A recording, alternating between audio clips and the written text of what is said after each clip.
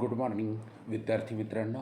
काल आपण वसाहतवाद आणि मराठे या प्रकरणामध्ये मराठ्यांचा जो भारतातील परकीय वसाहती स्थापन केलेल्या देशांची जो संघर्ष झाला त्या संघर्षाची पार्श्वभूमी पाहिली. आणि ही पार्श्वभूमी पाहत असताना या परकीयांबद्दल दूरदृष्टिकोन जो छत्रपती शिवाजी महाराजांच्या ठायी होता किंवा छत्रपती शिवाजी महाराजांनी दूरदृष्टिकोन दाखवून या परकीयांना अटकाव करण्याचा जो प्रयत्न केलेला होता किंवा प्रतिबंध करण्याचा प्रयत्न केला होता, त्या आज्ञापत्रामध्ये छत्रपती शिवाजी महाराजांचे यांच्याबद्दल काय विचार होते याचीसुद्धा माहिती आपण त्या ठिकाणी बघितलेली दिसून येते.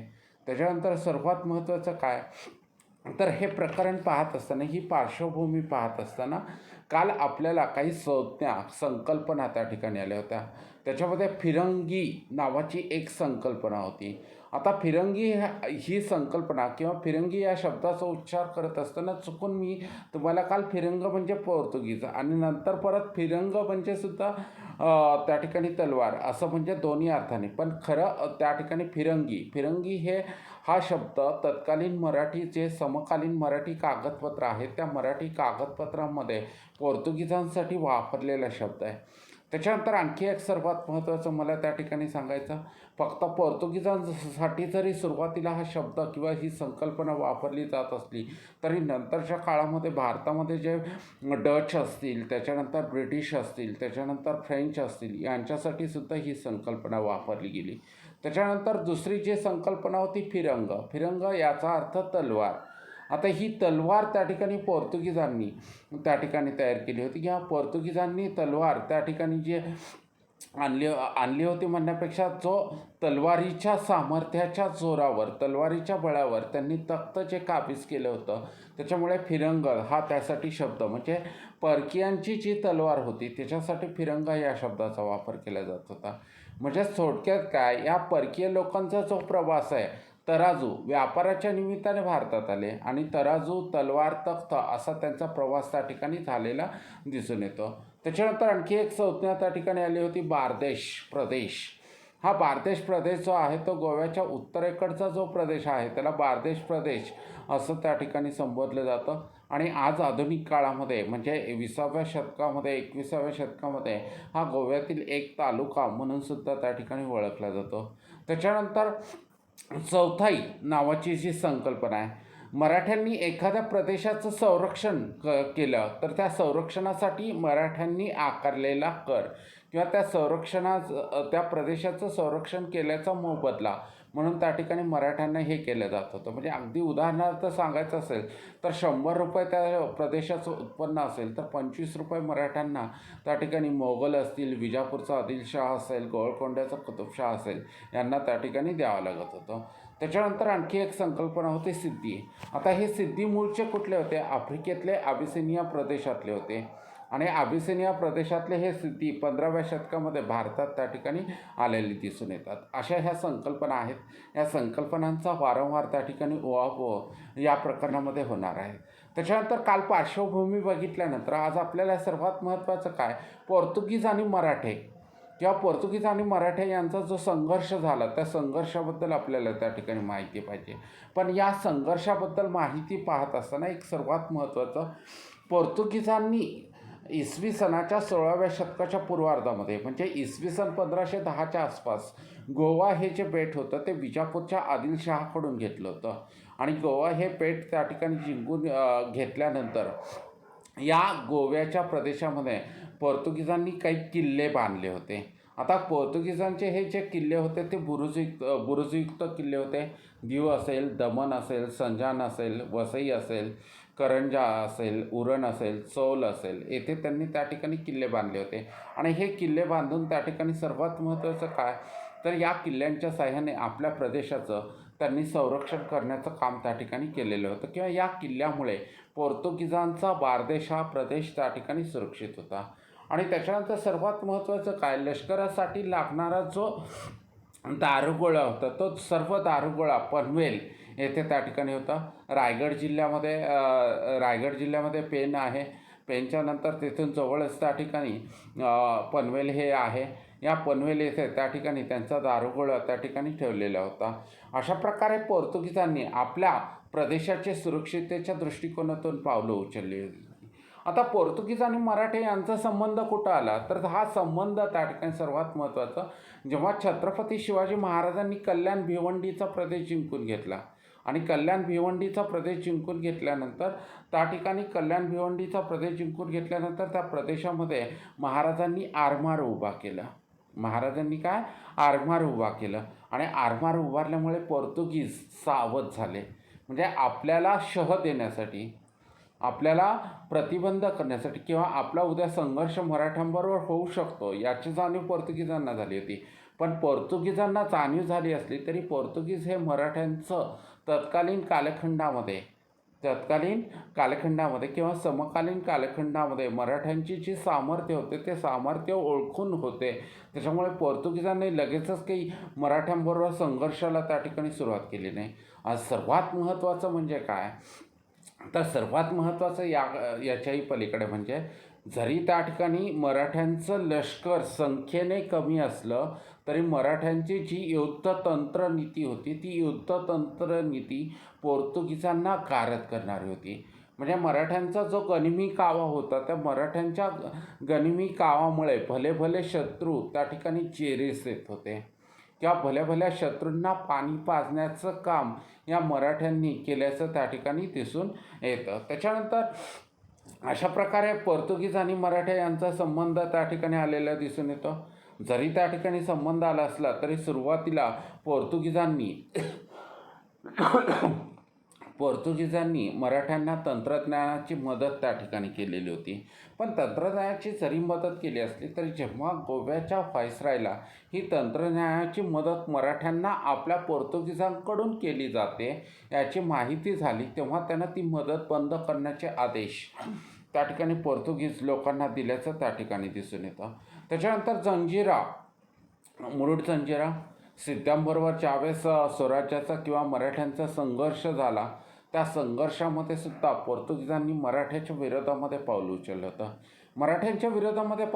होतं. म्हणजे काय, तर या युद्धामध्ये तटस्थ असल्याचं भासवलं जात होतं किंवा तटस्थ आहेत आम्ही, परंतु तटस्थ न भासवता त्यांनी अंतर्गत त्या ठिकाणी पोर्तुगीजांनी जंजिऱ्याच्या सिद्ध्याला मदत करण्याचं काम त्या ठिकाणी केले होते किंवा ते मदत त्या ठिकाणी झाल्याचं दिसून येतं. त्याच्यानंतर सुरुवातीच्या काळामध्ये पोर्तुगीज आणि मराठे यांचे जे परस्परासंबंधी विषयीचं जे लवचिक धोरण आहे ते राजकीय धोरण जे होतं ते लवचिकच होतं. फारसं काही ताणलेलं किंवा ताणून धरलेलं नव्हतं. पण जरी त्या ठिकाणी लवचिक असलं तरी बरेचसे काही मराठ्यांच्या विरोधी हालचाली करण्याचं काम त्या ठिकाणी पोर्तुगीजांनी केल्याचं दिसून येतं. त्याच्यानंतर आता खऱ्या अर्थाने संघर्ष होण्याची पाळी कुठे आली किंवा संघर्षाला सुरुवात कशी झाली आहे याचं एक उदाहरण त्या ठिकाणी सांगता येईल. इसवी सन 1665मध्ये कर्नाटकच्या सागरी किनाऱ्यावर किंवा कर्नाटकच्या समुद्र किनाऱ्यामधून मराठ्यांची काही जहाजं जात होती. म्हणजे जवळपास 13 जहाजं होती. ते 13 जहाजं पळवण्याचं काम पोर्तुगीजांनी केलं आणि ही 13 जहाजं पळवून त्या ठिकाणी काही दिवस त्या 13 जहाजांना स्वतःच्या नियंत्रणाखाली पोर्तुगीजांनी ठेवलं होतं. परंतु मराठ्यांचा धाक असेल किंवा मराठ्यांचं सामर्थ्य असेल या मराठ्यांच्या सामर्थ्याच्या धाकामुळे पोर्तुगीजांनी ही जहाजं नंतरच्या काळामध्ये सोडून दिल्याचंही त्या ठिकाणी दिसून येतं. त्याच्यानंतर आणखी एक सर्वात महत्त्वाचं, इसवी सन 1666मध्ये आदिलशहा आणि मराठ्यांचा संघर्ष जोरावर सुरू होता. हा संघर्ष सुरू असताना मग सांगितल्याप्रमाणे आम्ही तटस्थ आहोत, मराठ्यांच्या विरोधामध्ये तटस्थ आहोत असं दाखवण्याचं काम पोर्तुगीजांकडून केलं जात होतं. पण पोर्तुगीजांकडून हे काम केलं जात असलं तर प्रत्यक्षात पोर्तुगीजांनी आदिलशहाला मदत केल्याचं त्या ठिकाणी दिसून येतं किंवा आदिलशहाला मदत केल्याचंही त्या ठिकाणी दिसून येतं. त्याच्यानंतर इसवी सन 1666मध्ये आदिलशहाच्या ताब्यातील फोंड्याचा जो किल्ला होता या फोंड्याच्या किल्ल्याला मराठ्यांनी त्या ठिकाणी वेढा दिला होता. वेढा दिल्यानंतर बाहेरून पोर्तुगीजांनी त्या ठिकाणी दारुगोळा असेल इतर काही वस्तू पुरवण्याचं काम त्या ठिकाणी मराठ्यांच्या विरोधामध्ये पोर्तुगीजांनी केल्याचं दिसून येतं. पण हे जरी एकीकडे असले तरी दुसरीकडे त्याच 1-2 वर्षाच्या कालखंडामध्ये ज्यावेळेस छत्रपती शिवाजी महाराजांनी छत्रपती शिवाजी महाराजांनी सुरतेची लूट केली होती आणि सुरतेची लूट करून जेव्हा छत्रपती शिवाजी महाराज स्वराज्यामध्ये परत येत होते, ते स्वराज्यामध्ये परत येत असताना ते पोर्तुगीजांच्या प्रदेशातून आले होते आणि त्यांना सुखरूप स्वराज्यामध्ये येऊ देण्याचं काम पोर्तुगीजांनी त्या ठिकाणी केलेलं होतं. त्याच्यानंतर आणखी एक उल्लेख करावा लागेल. दिल्लीचा मोगल बादशाह औरंगजेब यानं त्या ठिकाणी मराठ्यांच्या विरोधामध्ये मिर्झा राजे जयसिंग यांना पाठवलेलं होतं आणि मिर्झा जयसिंग आक्रमणाच्या वेळी शिवरायांना सहानुभूती दाखवण्याचं काम पोर्तुगीजांनी केलं होतं. याचा मोबदला म्हणून की काय, पोर्तुगीजांना दाभोळ येथे वखार उघडण्याची परवानगी त्या ठिकाणी छत्रपती शिवाजी महाराजांनी त्या ठिकाणी दिली होती. त्याच्यानंतर पोर्तुगीज आणि जो सिद्ध्यांचा संघर्ष आहे तो अव्याहतपणे पोर्तुगीज सिद्धी नाही, मराठे सिद्ध्यांचा जो संघर्ष आहे तो अव्याहतपणे त्या ठिकाणी सुरू होता. अव्याहतपणे म्हणजे अगदी छत्रपती शिवाजी महाराजांच्या काळामध्ये सुद्धा हा संघर्ष सुरू होता. नंतर छत्रपती संभाजीराजांच्या काळामध्ये सुद्धा हा संघर्ष सुरू असलेला दिसून येतं. मग ज्यावेळेस त्या ठिकाणी दंडराजपुरी सिद्धीच्या ताब्यातील प्रदेश आहे, या परिसराला जेव्हा मराठ्यांनी वेढा घातला तेव्हा पोर्तुगीजांनी सिद्धीला दारुगोळा असेल, धान्य पुरवठा करण्याचं काम त्या ठिकाणी केल्याचंही दिसून येतं. आणि आदिलशाही मराठे संघर्षाचा आपण त्या ठिकाणी उल्लेख केलेलाच आहे. आदिलशाही मराठे संघर्षामध्ये तटस्थपणा दाखवला, परंतु तटस्थपणा दाखवायचं काम केलं आणि आतून त्या ठिकाणी आदिलशहाला मदत केल्याची त्या ठिकाणी दिसून येतं. मग हे पोर्तुगीज कधीकधी आपल्या विरोधामध्ये वागत आहेत, आपल्या विरोधामध्ये कारवाई करत आहेत. याची माहिती किंवा याची जाणीव छत्रपती शिवाजी महाराजांना झाली तेव्हा छत्रपती शिवाजी महाराजांनी हे पोर्तुगीजांची सत्ता जी होती ती समूळ नष्ट करण्याच्या त्या ठिकाणी एक योजना त्या ठिकाणी छत्रपती शिवाजी महाराजांनी केली होती. परंतु अमूर्त स्वरूपात असलेली ही योजना काही मूर्त स्वरूपात येऊ शकली नाही. नंतरच्या काळामध्ये जेव्हा स्वराज्याचे दुसरे छत्रपती संभाजीराजे हे जेव्हा गादीवर बसले तेव्हा छत्रपती संभाजीराजांचं सुद्धा या पोर्तुगीजांबरोबर मोठ्या प्रमाणात संघर्ष झाल्याचं त्या ठिकाणी दिसून येतं. पण हा संघर्ष होत असताना एक सर्वात महत्त्वाचं, छत्रपती शिवाजी महाराजांच्या कालखंडामध्ये एक तह त्या ठिकाणी झालेलं होतं. 10 फेब्रुवारी 1670 साली हा तह झाला होता. हा तह इतिहासामध्ये पोर्तुगीज मराठे तह म्हणून त्या ठिकाणी ओळखला जातो. 1670च्या आसपास झालेला हा तह म्हणजे त्या ठिकाणी आग्र्याहून सुटका झाल्यानंतर ज्यावेळेस छत्रपती शिवाजी महाराज स्वराज्यात आले होते तेव्हा झालेला हा तह आहे असं म्हटलं तरी त्या ठिकाणी चुकीचं ठरणार नाही, किंवा तो तह झाला होता. या तहाच्या काही अटी त्या ठिकाणी खालीलप्रमाणे दिसून येतात, किंवा तहाच्या अटी काय, तर तहाच्या अटी सांगत असताना सर्वात महत्त्वाचं काय, तर लुटलेली जी जहाजं आहेत त्या जहाजं तर परत करावेत किंवा त्यांची जी नुकसान भरपाई झाली ती एकमेकांना द्यावी असं पहिली अट त्या ठिकाणी होती. त्याच्यानंतर मुघलांच्या जहाजांना जशी पोर्तुगीजांच्या प्रदेशामध्ये पोर्तुगीजांच्या किनारपट्टीवर जशी सवलत दिली जाते तशी सवलत मराठ्यांच्या जहाजांना पण दिली जावी अशा प्रकारची ही दुसरी अट होती. त्याच्यानंतर एकमेकांच्या एकमेकांच्या प्रदेशामध्ये किल्ले बांधू नयेत अशा प्रकारची ही महत्त्वाची अट आहे त्या सगळ्या ठिकाणी. कारण की किल्ले हे तत्कालीन कालखंडामध्ये अतिशय महत्त्वाचे होते. कारण की ज्याच्या हाती किल्ला त्याच्या हाती आजूबाजूचा प्रदेश हे एक सूत्र म्हणा किंवा ही एक त्या ठिकाणी सूत्रच त्या ठिकाणी ठरलेलं होतं किंवा त्यावेळेची अशी कल्पना त्या ठिकाणी असल्याचं दिसून येतं. त्याच्यानंतर आणखी एक सर्वात महत्त्वाची अट होती, पोर्तुगीजांनी मराठ्यांच्या विरोधामध्ये सिद्धीला कसल्याही प्रकारची मदत करू नये अशा प्रकारची सुद्धा सूचना त्या ठिकाणी या तहामध्ये केलेली त्या ठिकाणी दिसून येते किंवा तहामध्ये ती अट होती असं त्या ठिकाणी म्हणावं लागेल. आणि त्याच्यानंतर शेवटची महत्त्वाची, जरी ही तहामध्ये अट असली तरी याच्यावरून पोर्तुगीज आणि मराठे यांचा वारंवार संघर्ष होत राहील. मग ही तहातील अट काय होती, तर ठाणे जिल्ह्यातील जे रामनगर आहे या रामनगरचं हद्दीत किल्ले बांधू नये असं त्या ठिकाणी ठरलं होतं. आता पोर्तुगीज आणि मराठ्यांचा संघर्ष होण्याचं कारण काय? रामनगरच्या चौथाईवर मराठ्यांकडून हक्क सांगितला जात होता. रामनगरच्या काय चौथाईवर मराठ्यांकडून हक्क सांगितला जात होता आणि हा हक्क पोर्तुगीजांकडून नाकारला जात होता. पोर्तुगीजांकडून काय हा हक्क नाकारला जात होता. मग हा हक्क नाकारत असताना एक सर्वात महत्त्वाचा उल्लेख करावा लागेल की हा हक्क नाकारला जात होता, पण तो मराठ्यांना मान्य नव्हता आणि मराठ्यांनी वारंवार त्या ठिकाणी पोर्तुगीजांकडे या चौथाईची मागणी त्या ठिकाणी केलेली दिसून येते. त्याच्यानंतर आणखी एक महत्त्वाचं मला त्या ठिकाणी सांगावं लागेल. इसवी सन 1667मध्ये छत्रपती शिवाजी महाराजांनी त्या ठिकाणी पोर्तुगीजांच्या वर्चस्वाखालील जो गोव्याचा बार्देश प्रदेश होता त्या बार्देशावर स्वारी केली होती आणि ही स्वारी केल्यानंतर साहजिकच पोर्तुगीज हे परकीय होते आणि स्थानिक लोकांवर अत्याचार करत होते आणि स्थानिक लोकांवर अत्याचार करत असल्या कारणाने की काय तेथील जे स्थानिक लोक होते त्या स्थानिक लोकांनी छत्रपती शिवाजी महाराजांचं मोठ्या प्रमाणात जल्लोषात त्या ठिकाणी स्वागत केलेलं होतं.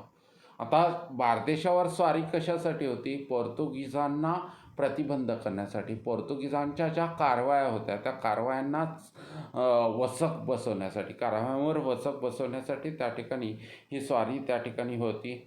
परंतु त्या ठिकाणी ह्या बार्देश प्रदेशामध्ये मोठ्या प्रमाणात स्वागत छत्रपती शिवाजी महाराजांचं करण्यात आल्याचंही त्या ठिकाणी दिसून येतं. त्याच्यानंतर हे बार्देश असेल, त्याच्यानंतर दंडराजपुरीवरील हल्ला असेल, याच्यापूर्वी पोर्तुगीजांचा एक जो वकील होता तो रायगडावर त्या ठिकाणी भेटून गेला होता. छत्रपती शिवाजी महाराजांना त्या ठिकाणी भेटून गेला होता. त्या वकिलाचं नाव होतं गोन्सालो मार्तीस. त्या वकिलाचं नाव काय होतं? गोन्सालो मार्तीस. हा वकील छत्रपती शिवाजी महाराजांना भेटण्यासाठी आला होता आणि हा वकील भेटण्यासाठी आल्यानंतर उभयंतामध्ये जे संघर्ष होते ते संघर्ष टाळण्याचं त्या ठिकाणी ठरवलं होतं. परंतु जरी त्या ठिकाणी संघर्ष टाळण्याचं ठरवलं असलं तरी मग सांगितल्याप्रमाणे छत्रपती शिवाजी महाराजांनी पोर्तुगीजांची सत्ता समूळ नष्ट करण्यासाठी योजना आखली होती आणि तिला मूर्त स्वरूप देण्याचं चाललं होतं. पण मूर्त स्वरूप काय येऊ शकलं नाही? कारण की गटागटाने गोव्यात माणसं पाठवत असताना त्याची माहिती त्या ठिकाणी पोर्तुगीजाचा जो व्हाईसराय होता त्या पोर्तुगीजांच्या व्हाईसरायला त्या ठिकाणी झाली होती.